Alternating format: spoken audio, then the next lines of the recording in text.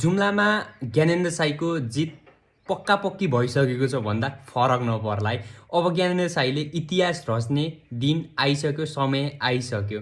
किन भन्दाखेरि राष्ट्रिय प्रजातन्त्र पार्टीले अहिले नेपालको कुनै पनि ठाउँमा एउटा राम्रो सिट लिएर कतै ठाउँमा पनि जितेको छैन र कुनै ठाउँमा पनि बहुमत राम्रो छैन। भनेपछि जुम्ला बाहेक कुनै ठाउँमा अहिले राष्ट्रिय प्रजातन्त्र पार्टीको राम्रो मत नरहेको म जानकारी गराउँदछु र इतिहास रचे। किन भन्दा प्रजातन्त्र पार्टी जुम्ला बाहेक कुनै ठाउँमा जित हासिल गर्न सकेकै छैन र सक्नेवाला पनि छैन। भनेपछि जुम्लामा मात्रै जित्यो। यत्रो ठुलो पार्टी भएर एक ठाउँमा मात्रै जित्नु भनेको अहिले अचम्म लाग्नु कुरा जस्तै हो। भनेपछि अहिले जुम्लामा पक्की भइसक्यो। उता तारा र हाम्रो हलोको जुम्लामा बहुमत राम्रै रहेको थियो र 2-3 हजारको फरक चाहिँ पर्छ।